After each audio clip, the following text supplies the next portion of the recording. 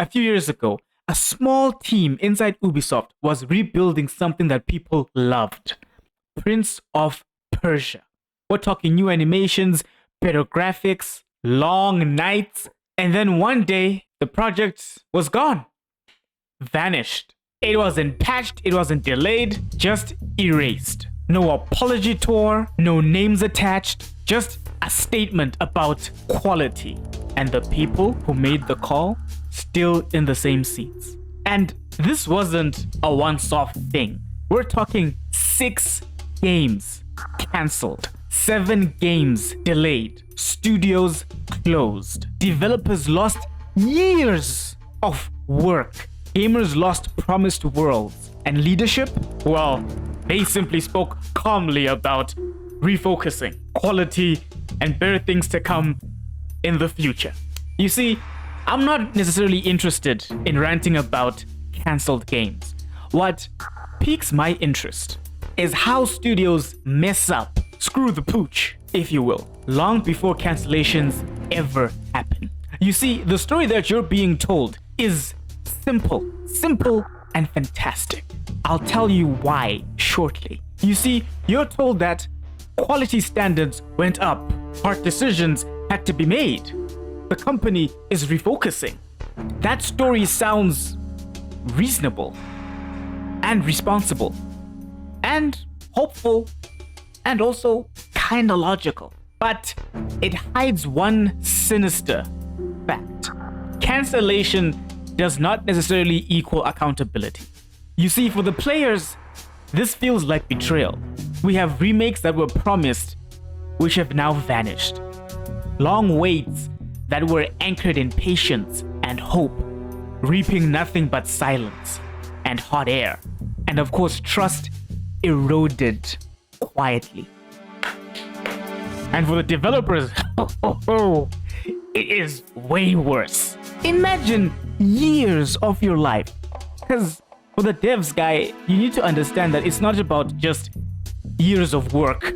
It's also years of your life that you're pouring into this thing, you're pouring into this project. 6 years, 10 years of your life working on something, cancelled, just like that. They stole it from me, Carmine! They took it! You're probably sitting there asking yourself, what was it all for? You choose to be nothing? Why did you do that? What was it all for? You choose to be nothing! Bruh, the team that you've been working with for years, dissolved, gone. Careers are being reset. It's like you are 80% through with the game, and your hateful, disgusting ex-girlfriend just pops back into the picture and just resets your progress and just clicks new game by mistake. And the worst part is, it's not their fault. It's not bad craft. It's mostly just a really bad structure. And then of course for your investors, of course, it's always going to be framed differently.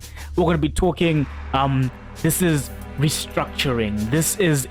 It's a reset, a longer roadmap before we reach the promised land.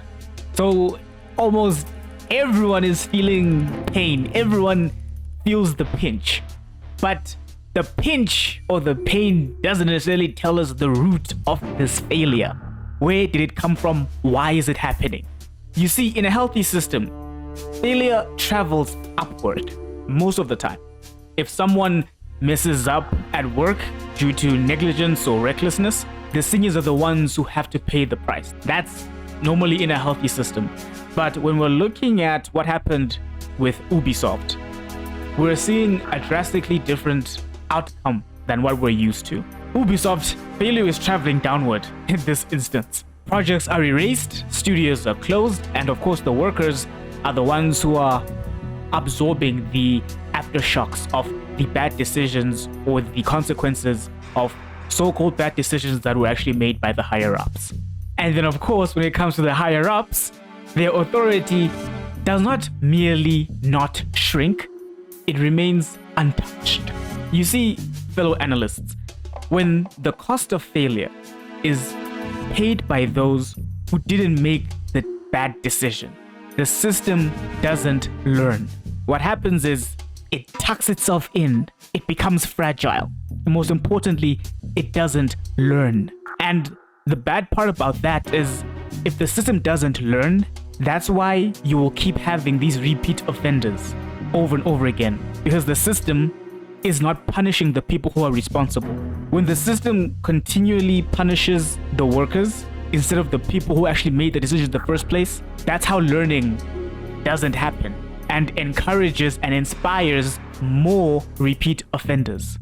You see, fellow analysts, we are told that these games did not meet enhanced quality expectations. Now, my question is simple. Stay with me for a moment. If these cancelled projects did not meet enhanced quality expectations, if that was the real issue, then why did it take years to notice this?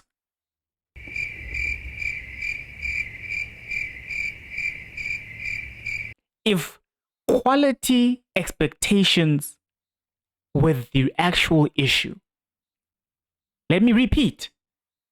Why did it take you guys years to notice this problem? I don't buy it. These people are capping. I'm not buying it. Quality problems aren't just things that appear overnight. It's usually there in your face.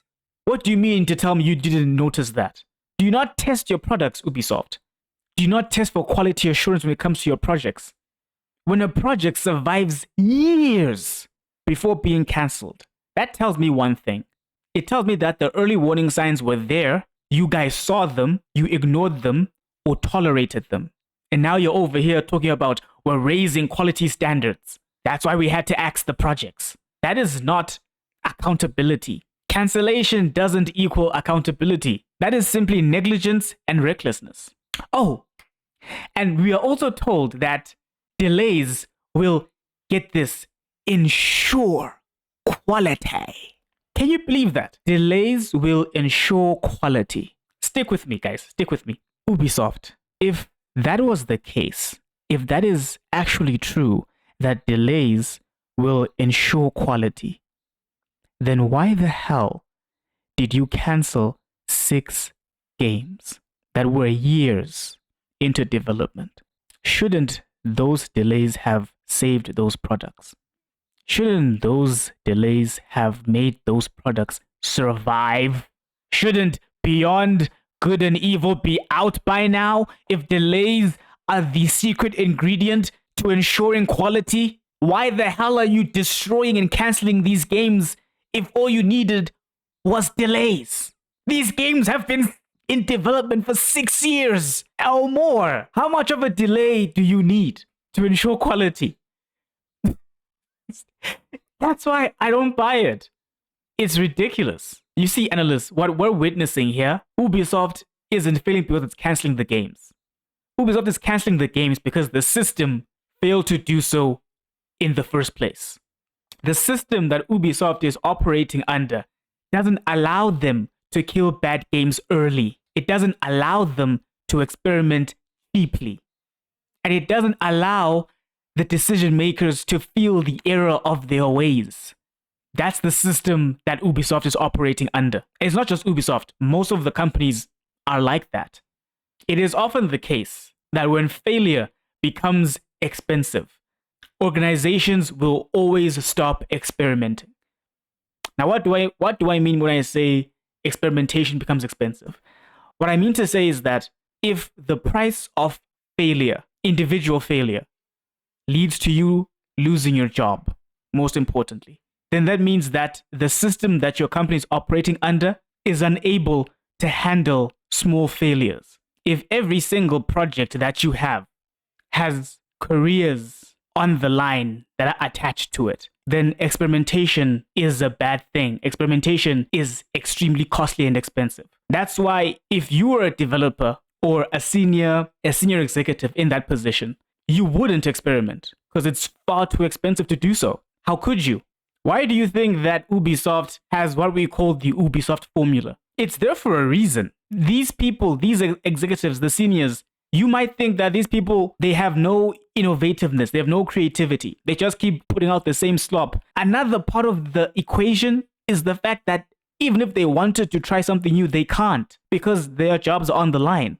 If they mess up, Their heads are on the chopping block. So that's what it means. In short, experimentation is expensive. Now, don't get me wrong. I am by no means saying that Ubisoft is finished. Heavens no. Large companies can survive for years while this becomes a pattern in their company. But surviving doesn't necessarily mean that they're learning. And if they're not learning, it means that they're going to continue making the same mistakes. And that's how we get the repeat offenders. That's how we get the failing upwards crowd of promotions. So the interesting question in this particular scenario isn't, will Ubisoft recover? Will they make it? Will they survive? Find out next time on the next episode of Dragon Ball Z. No. That's not it. The interesting question here becomes, if Ubisoft faces failure once again, will the system behave differently? Is this going to happen again? Has Ubisoft actually learned? Have they learned their lesson? And you know, this actually brings up an interesting point that I want to touch on, especially in regards to how these studios are using corporate language or corporate encoded lingo to lie to your faces, and people just take it at face value. Because it's amazing, because unless you have an ear to decode this BS, to the uninitiated eye and ear, when you hear Ubisoft telling you as its reasons as to why it is restructuring, resetting, reorganizing, to the untrained ear, it sounds like they know what they did wrong and they're doing their best to fix their mistakes. But